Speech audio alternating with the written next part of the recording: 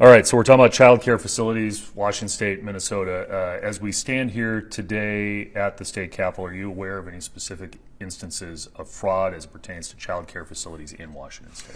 Well, the facts are still emerging. There is certainly circumstantial evidence that there is some kind of fraud, some kind of abuse of the state's funding of child care services here in Washington. The issue came to a point because of a more thorough investigation going on in Minnesota with their child care system there. But our system here, how we subsidize with taxpayer dollars, fund daycare services, is structurally similar to what they're doing in Minnesota. So what we see is there are licensed daycare providers in the state of Washington who have been paid by state government agencies, either DCYF, the Department of Children, Youth and Family, or DSHS, the Department of Social and Health Services, or maybe one or two other agencies, amounts of money that are greater than what the limits of that program are supposed to pay to daycare centers. So why are daycare centers, which are supposed to be getting a set amount, up to a set amount in funds from the state government, getting 2, 3, 5, 10 times the amount of money that's supposed to be the max that they receive?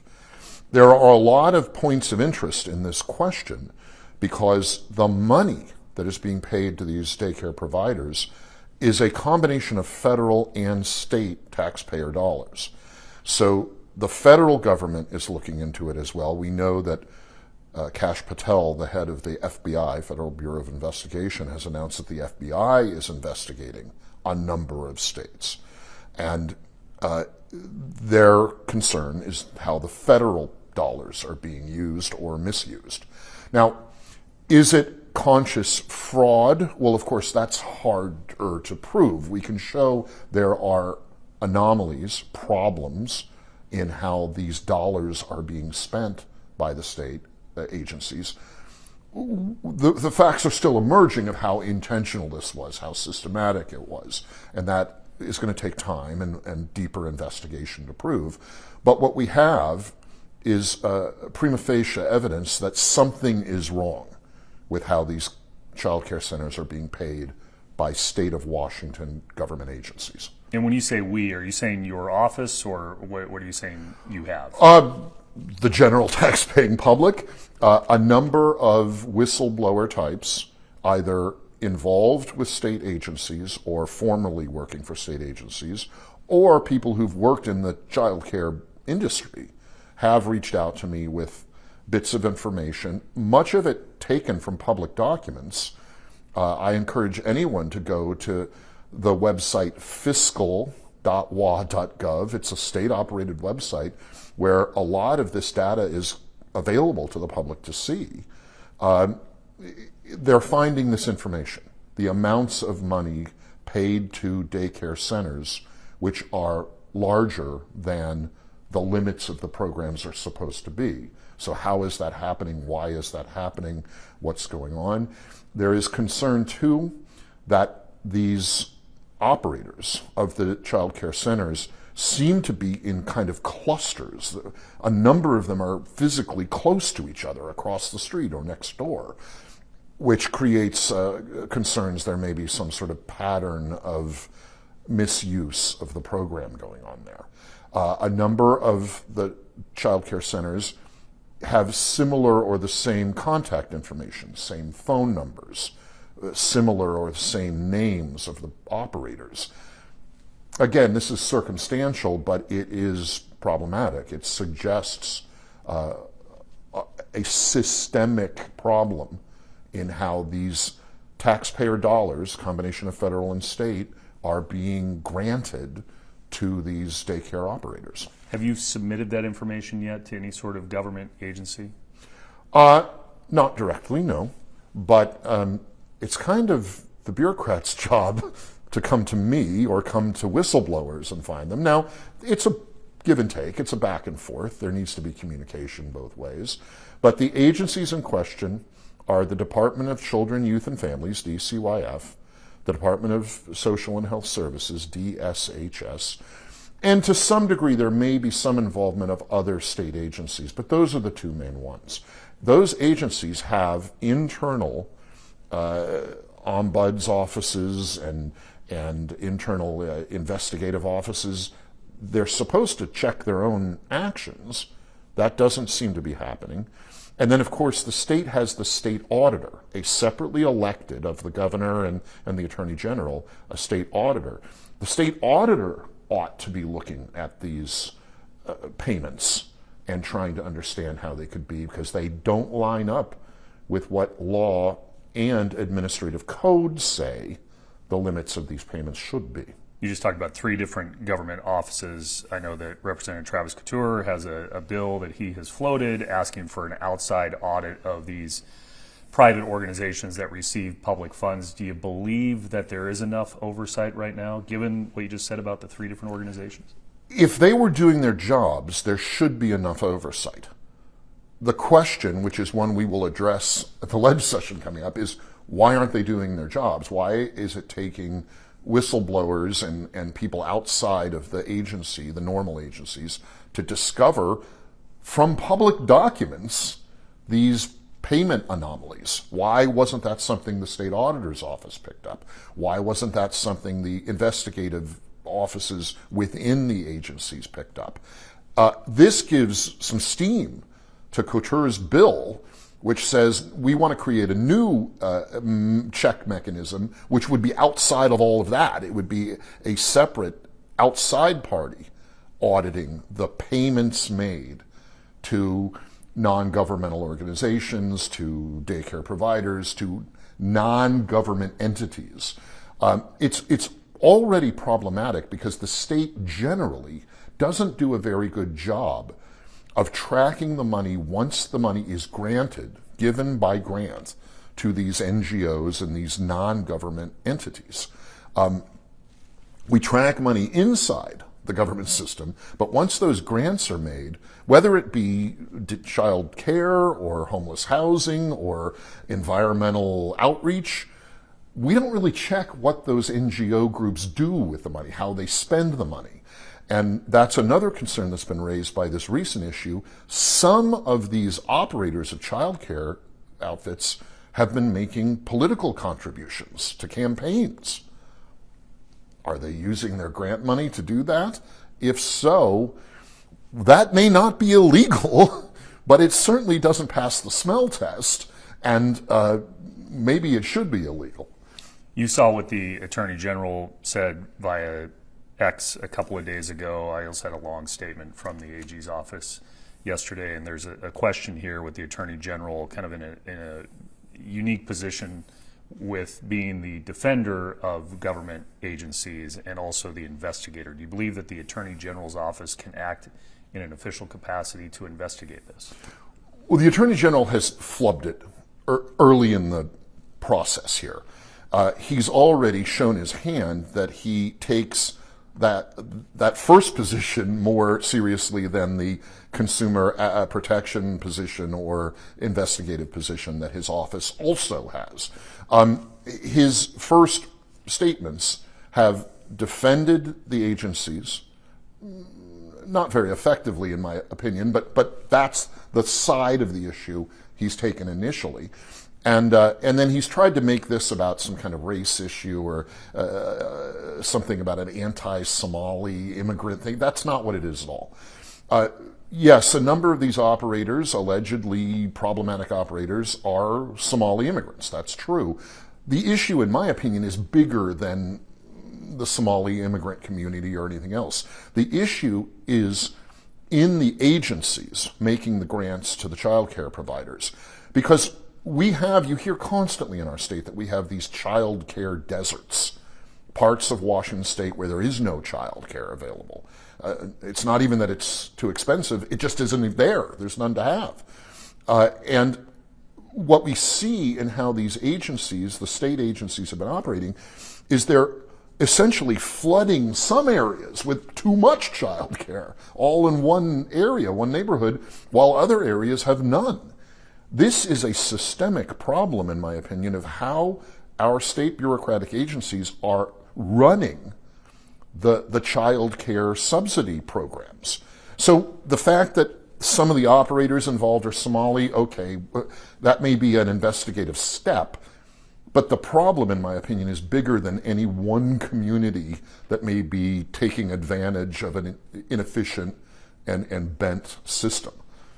So again, I go back to what you reviewed and what you've sent to others. Is there more that you've reviewed besides just social media videos? No, a lot of this is based on, well, yes, a lot of this is based on documents that are available from the state. Because when you are a child care provider taking this government money, the state and federal money, you have to put your name in their system. It is a public document.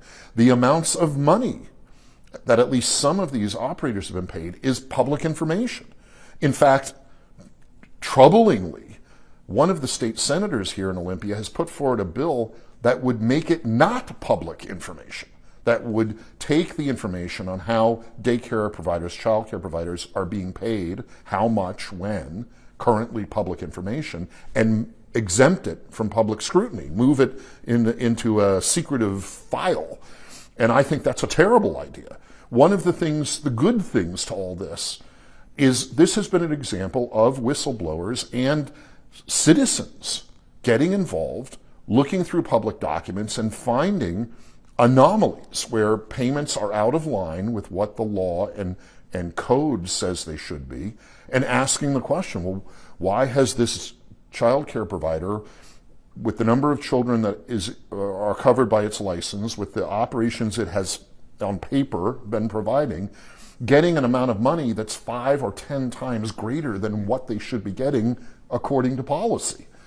This is good stuff. This is activated citizens, some of them with skin in the game. They're whistleblowers. They're inside that industry. Some of them not, who are finding this information and unearthing it. And that's, to my mind, that's a healthy thing. It's kind of grassroots. It's crowdsourced. That's fine, but it's still the job of the internal ombuds in the agencies and the state auditor and the attorney general to take that information and apply it and do a proper investigation. If they won't, the federal agencies, the FBI will, and the FBI has already said they are. They're in the first stages of using this information to put together a proper investigation, which could lead to some criminal indictments, may lead to more civil infractions, but we need that investigation. And it is troubling to me that the state attorney general, at least initially, seemed to be taking the side of the agencies and the child care providers and being skeptical and even kind of aggressive toward the whistleblowers, saying that what they were doing was harassing or could be perceived as harassing. A strange comment coming from the state's chief law enforcement officer. So do you believe what he was referencing, meaning people walking up with cell phones to some of these providers, do you believe that's harassment? Well, I mean, no, I don't. I mean, if they were threatening or something more than what they've been, maybe. But at current, what a lot of these citizen journalists are doing is going to a purported child care center, which should be open to the public according to its paperwork and charter, and asking for an application for a child to be watched at that child care center. And it's sort of a test. Is this really a child care center that's open to the public?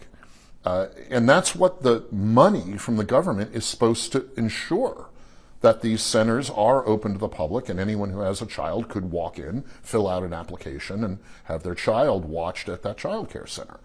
Well, a number of the centers are saying, we don't do that. We're not open. We don't watch. Well, that's problematic. So on that point, there were a couple of videos showcasing places in Kent, child care facilities in Kent, that my colleague went to yesterday on New Year's Eve, and they were open and had kids, and it was a different picture than what was painted via social media. So how do you respond to that?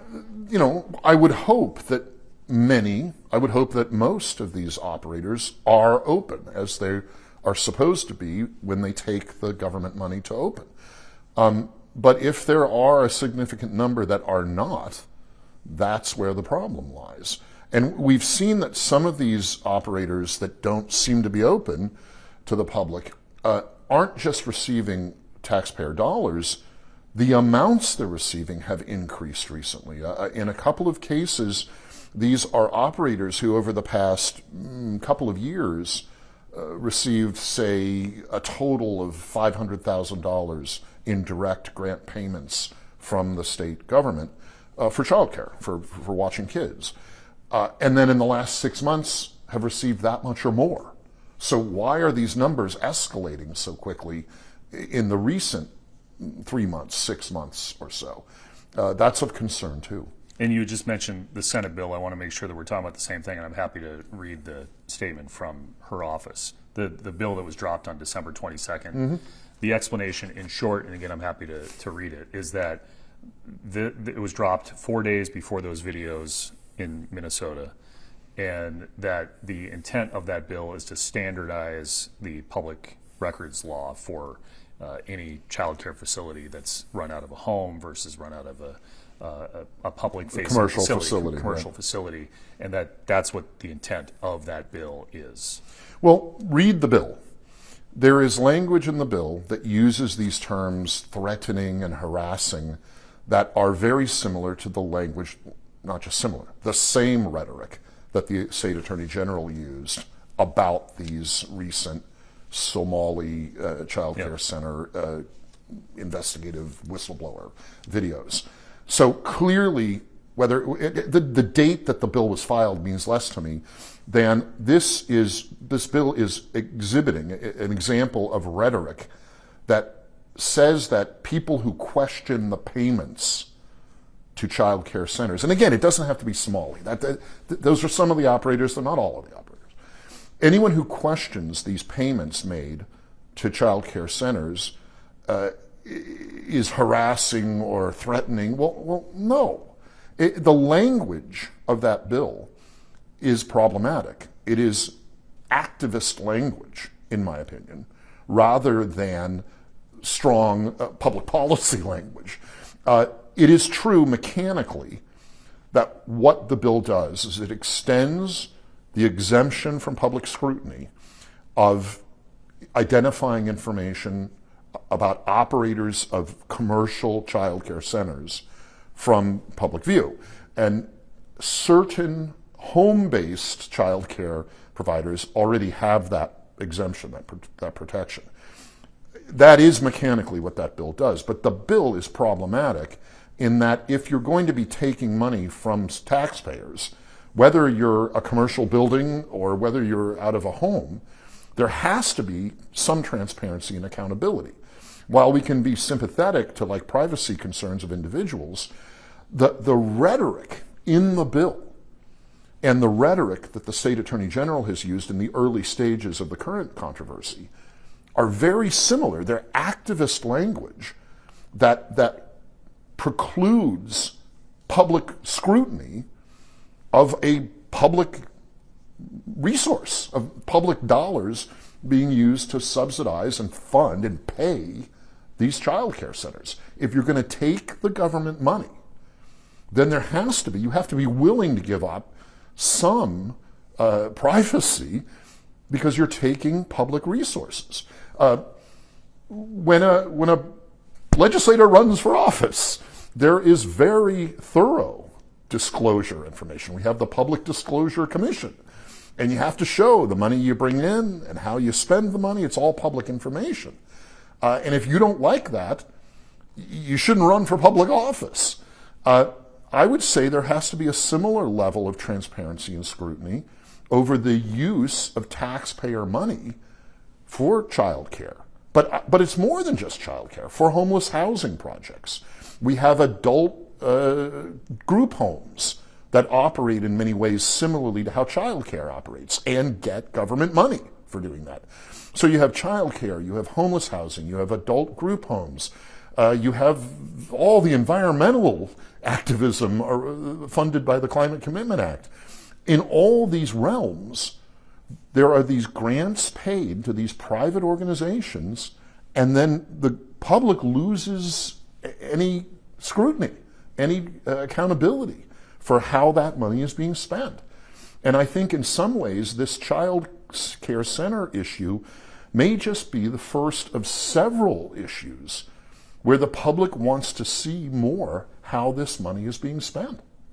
What about the argument, and I know you're well read and you've seen this, that we heard it from CARE yesterday here in Washington State. We've seen reporting in Minnesota that these visits that have been done by people with cell phones are happening at a time during the holidays when parents are home with their kids, and that's why they're not open. And Mr. Shirley in particular, there's been reporting in Minnesota that he arrived after kids were dropped off and left before the kids were picked up by parents, and so the video didn't tell the whole story. So how do you answer that argument that this is really a time of the year when parents are home with their kids and not necessarily in these child care facilities, and so these videos perhaps don't tell the whole story?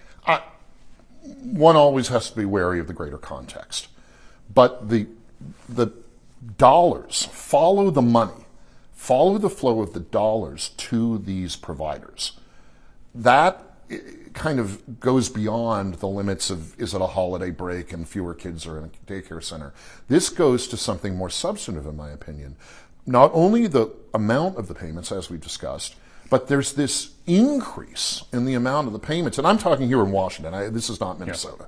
Yeah. Here in Washington, the amount of monies being paid to not all child care providers, but a certain segment of the child care provider population, they're going way up. I mean, we're paying them 3, 5, 10 times what we were paying them as a state a year ago or 2 years ago. This is significant money.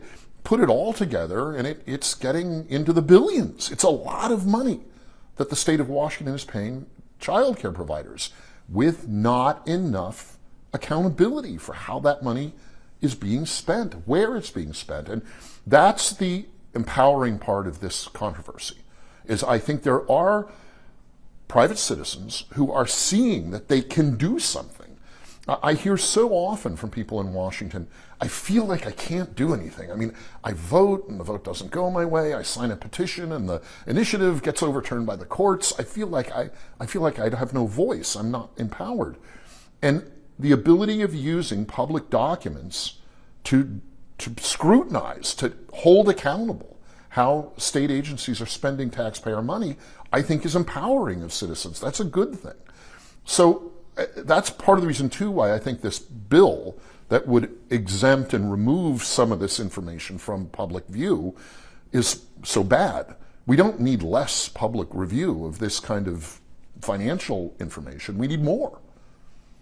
What do you think a potential federal funding freeze on child care facilities would mean for some of our state facilities? Right. The federal government has, at least for the moment, put a hold, and it's not just Minnesota, and it's not just Washington, it's a nationwide hold on some of the federal dollars that go to these grant payments to daycare and child care providers. If this holds for a long time, we will begin to feel the pinch here, because the federal portion of this mix of federal and state dollars paid to child care centers is significant. I've seen numbers that it's half, it may even be more than half of the total number of dollars being granted to the operators. So if this goes on for months, it will have an effect on the money that can be paid to child care centers. But as we're saying, the real story is still emerging here. It seems that what we're finding out is the state agencies out of Olympia that are paying this money are paying it in kind of enclaves. There's a lot of money going into a few locations rather than this money being spread more evenly around the state. And this gets back to this matter of these child care deserts. Well, if that's true, if this concentration of where the grant money is going is true, and it looks like it is, That explains the child care deserts, at least part of it. We're concentrating these taxpayer dollars into too few concentrated areas, and we need to do it different so that the resources are spread more evenly around the state. So again, with that bill, the Senate bill, and what you're talking about with accountability, how do you balance the idea of privacy for these child care facilities and accountability? It is a balancing act, and there always are trade-offs you have to make when you're balancing public policy. But I think it's not in balance now. There is too much cloaking and hiding of information that is in the genuine public interest. Dollars being paid to healthcare providers, and again, it's not just, I said healthcare, dollars being paid to child care providers, dollars being paid to child care providers is part of it, but not all of it. I mean, I want to see how we spend the money on homeless housing. There's even more dollars going into that place, that segment of public policy, but the same issues exist. We're not sure how that money is being spent. How much of that money goes into fixing up an old building and turning it into apartments? How much of that money goes into building a new apartment building? And how much of it gets drained away by consultants and outreach and community support and activities that don't actually build housing units? It's the same with this child care. Where is this money going? If one hopes most of the child care centers are open and have kids there playing happily and healthily, but some of it, if some of it's not, let's do a better job of making that distinction and not sending hundreds of thousands of dollars to places that aren't watching kids. Fair to say, at least in your caucus, that this is going to get some discussion during the next legislative Already session? is, yes. I mean, the question is, what is the best solution to the problem? Do we do something like my colleague Couture is suggesting and create a new auditing system?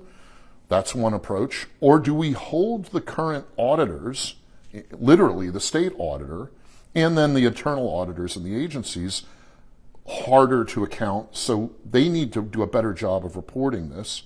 And the state attorney general has a role to play in this too, the governor, of course, but the state attorney general is charged with protecting the public interest here. And the public interest in this matter of child care is larger than a few providers. The public interest, I think, needs to be served by taking a hard look at a legal law enforcement investigation of how this money is being spent, how the agencies are determining who gets the grant money from the state, and then deciding when those organizations get the grant money, is it going to provide care for children, or is it getting lost in some black hole? And this is a question we need to have more and more, especially when the governor is purporting new taxes on the people of Washington. Maybe we need to examine more carefully how the current tax money is being spent before we raise taxes again on working families. And since you just mentioned it, do you know of a single law enforcement investigation right now into any of these child care facilities? I know that the sheriff of Pierce County has said he is beginning to open up investigation of allegations of misuse of public money in the child care space. But I think it's going to be federal. I think much of this is going to be coming from the FBI and from the Health and Human Services Department's internal investigation auditing functions. So I think it's going to be primarily a Department of Justice, that's FBI, and HHS activity at the federal level. I think that's where we're going to see the real investigative work being done.